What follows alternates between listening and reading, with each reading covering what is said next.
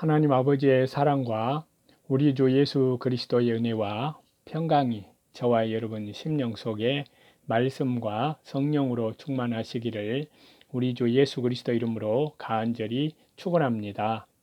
오늘은 구약 성경 시편 114장을 본문으로요. 이스라엘 역사 속에 나타난 창조주 하나님의 권능, 주 예수 그리스도라는 제목으로 하나님의 말씀을 증거하겠습니다. 본문을 살펴보면요.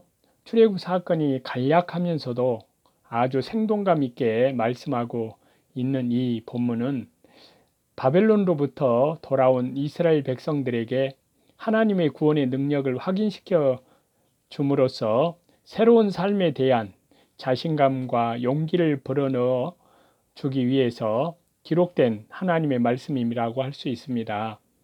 이 말씀은 시편 전체를 통해서 가장 개인의 경건이 강조된 말씀 중에 하나로요. 처음부터 끝까지 대구법의 형식으로 구성이 되어 있습니다. 외형상의 통일성과 조화를 갖추어서 말씀하고 있는데요. 이제 본문은 이스라엘의 처참했던 노예 상태를 시사하고 있고요. 그 처참했던 상태에서 구원을 베푸신 창조자 하나님의 권능의 손길을 자연계나 사람들이 두려워하고 있음을 밝히고 있습니다. 먼저 1절과 2절을 보시면요.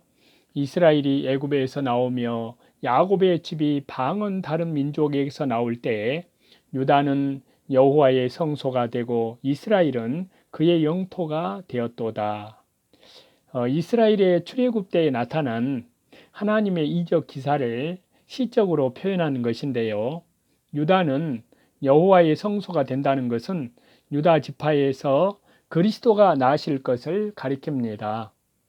이스라엘은 그분의 영토가 되었도다. 이스라엘 전체는 하나님의 나라, 하나님의 소유가 되었다는 뜻인데요. 오늘날 신약시대에는 하나님을 가까이 하는 교회와 성도가 하나님의 성소가 되고 하나님의 나라가 되었습니다. 하나님은 그들 가운데 계시고 그들은 하나님의 소유이고요. 하나님의 나라입니다. 이 하나님의 나라는 점점 주 예수 그리스도의 십자가의 복음으로 구원의 역사를 통하여 점점 성령의 권능으로 확장되어서 이제 교회 시대에 마지막 끝자락에 와 있다고 할 수 있습니다. 거기까지 확장되어 나아가고 있습니다. 3절인데요. 바다는 이를 보고 도망하며 요단은 물러갔으며, 바다는 이를 보고 도망하였다는 것은 이스라엘 백성들이 애굽에서 나올 때에 홍해가 갈라진 것을 가리키는데요. 요단은 물러갔으며, 이스라엘 백성들이 가나안 땅에 들어갈 때에 하나님께서 요단 강물이 흐르지 못하게 해서 이스라엘이 요단강을 육지같이 걷는 것을 가리킵니다. 즉 하나님께서 구원 역사를 이루어 나가실 때 바다도 도망하며 또 강도 물러가는 하나님의 큰 역사가 나타났습니다. 오늘날에는 하나님께서 구원 역사를 이루어 나갈 때 바다와 강 같은 것이 가로막는 어려움이 있어도 하나님의 전능하신 손길로 해결해 주시고 앞길을 열어주신다는 말씀이십니다. 4절입니다. 산들은 수양같이 뛰놀며 작은 산들은 어린 양같이 뛰었도다. 하나님의 구원 역사가 크게 나타날 때에 크고 작은 국가나 세력들이 양같이 요동하고 벌벌 떨었습니다. 이것은 그 당시에 이스라엘이 시내산에서 율법을 받을 때에 땅이 진동하고 연기가 떠오른 사실을 그러한 것을 가리키는데요. 5절과 6절입니다. 바다야 내가 도망하면 어찌미며 요단아 내가 물러가면 어찌민고 너희 산들아 수양같이 뛰놀며 작은 산들아 어린 양같이 뛰놀면 어찌민고. 홍해가 갈라지고 요단 강물이 마르고 산들이 뛰놀면 하나님의 능하신 역사라는 사실입니다. 즉 즉 이 말은 하나님의 능력과 이스라엘의 구원을 찬송하는 말씀이십니다. 7절입니다. 땅이여 너는 주 앞 곧 야곱의 하나님 앞에서 떨지어다. 야곱의 하나님 앞에서 떨지어다. 하나님께서 지으신 천지 만물이 야곱의 하나님 앞에서 무서워 떨며 그 명령에 복종합니다. 야곱의 하나님은 택한 백성의 하나님이라는 뜻인데요. 8절입니다. 저가 반석을 변하여 못이 되게 하시며 차돌로 샘물이 되게 하셨도다. 출애굽할 때 모세가 반석을 쳐서 물을 낸 것을 가리키는데요.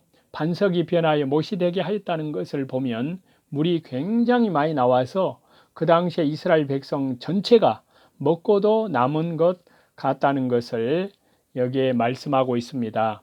차돌로 샘물이 되게 하셨도다. 이것을 보면은요, 물이 나온 반석은 차돌이었던 것을 알 수 있습니다. 차돌은 단단한 돌인데요. 그 단단한 돌에서 어떻게 물이 나왔을까요? 이것은 순전히 창조주 하나님의 전능하신 권능의 역사입니다. 이것은 또한 차돌같이 단단하고 강팍한 사람도 성령 하나님의 능력으로 주 예수 그리스도의 십자가 영원한 속량함 안에서 하나님께 회개케 하여 믿게 하여서 그 사람 입에서 생명의 복음이 나와 많은 사람의 영혼을, 죄와 허물로 죽은 영혼을 바로 성령의 능력과 권능으로 십자가로 살릴 것을 가리킵니다. 사도 바울 같은 사람이 그러했습니다. 그래서 사사기 14장 14절에 보면은 이런 말씀이 있는데요. 먹는 자에게서 먹는 것이 나오고 강한 자에게서 단 것이 나온다는 말씀이 있습니다. 이것은 사자와 같이 강팍한 자에게도 믿음이 들어가면 단 것이 나온다는 것입니다. 또한 코로나 전국과 같은 주 예수님 재림이 임박한 이 종말 때에도 하나님의 전능의 역사로 차돌 같은 이 세상이 생명수 샘물로 넘쳐 나올 것을 가리키고 있습니다. 그것은 주 예수 그리스도의 재림으로 이루어지는 천년 왕국입니다. 출애굽 사건은 표면적으로는 이스라엘 백성들이 애굽의 종살이에서 풀려난 사건이지만요, 그 이면에는 하나님의 인도하심과 이스라엘 백성들의 반역이 함께 스며들어 있습니다. 이스라엘 백성들의 반역에 대해서 하나님께서는 성실하게, 신실하게 하나님 자신의 언약을 지키셨고, 그 증거는 약속의 땅에 그들이 당도한 데서 찾을 수가 있습니다. 하나님의 인도하심은 이스라엘 백성들이 하나님의 소유이심을 증거하는데요. 즉 하나님께서 이스라엘 백성들을 이방 민족들에게서 건져내심으로써 그들을 자기 백성 하나님 나라 삼으셔서 그들과 함께 거하시는 분이십니다. 출애굽은 이스라엘 백성들에게 행해졌지만 더 나아가 그 사건은 하나님의 섭리는 모든 나라를 대상으로 나타남을 보여준다 할 수 있습니다. 하나님의 나라가 이 땅에 계속적으로 유지시키도록 하시는 그분의 섭리는 이스라엘을 구원하시는 능력을 통해서 확정되었습니다. 모든 나라와 심지어 자연들까지도 하나님의 섭리 앞에서는 결코 방해물이 될 수가 없습니다. 주께서는 반석을 못으로 변하게 하시고 차돌로 샘물이 되게 하실 만큼 권능의 하나님이십니다. 그래서 본문은 온 땅을 향하여 야곱의 하나님 앞에서 떨지어다 라고 명했습니다. 온 땅과 그 모든 국민들이 하나님의 권세 앞에서 떠는 것은 당연합니다. 하나님의 크신 권능과 사랑 앞에서 우리는 경외심을 갖지 않을 수가 없는데요. 하나님 앞에서 거룩한 두려움으로 겸비하여 나아가는 자는 더욱더 하늘나라의 진리와 도를 깨우치게 되고 견인과 성화의 대열에서 예수 그리스도의 성품으로 더욱 연마되어서 영원한 나라를 넉넉하게 들어가게 됩니다. 반석이 변하여 못이 되게 하신 것은 무리바에서 반석을 쳐서 물을 낸 사실을 뜻하는데요. 안반 속에서 추출된 물이 가장 신선하다고 하는데요. 하나님께서는 하나님의 백성들에게 가장 좋은 물을 선사하신 것입니다. 오늘날 안반 속에서 물을 끌어올리기 위해서 여러 가지 과학적 도구가 동반되어야 하는데요. 그러나 주께서는 말씀 한마디로 혹은 주의 지팡이로 확실하면서도 간단하게 기사를 베푸십니다. 인간이 흉내낼 수 없는 창조주 하나님의 기사 앞에 숙연해질 뿐입니다.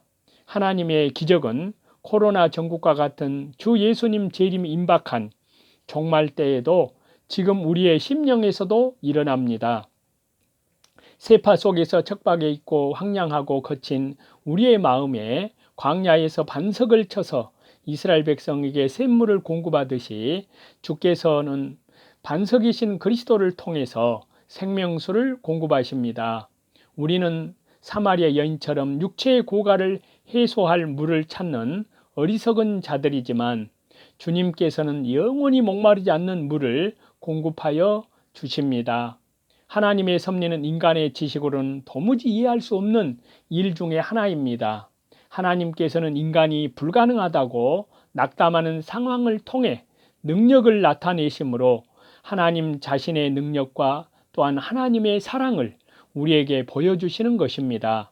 성도는 하나님의 능력을 의지할 때 코로나 전국과 같은 주 예수님 재림이 임박한 종말 환난에도 불구하고 주 예수 그리스도 이름으로 승리한 자로 다시 재림하시는 주 예수 그리스도를 맞이할 수 있습니다. 그러한 저와 여러분이 다 되시기를 다시 재림하시는 우리 주 예수 그리스도 이름으로 간절히 축원합니다.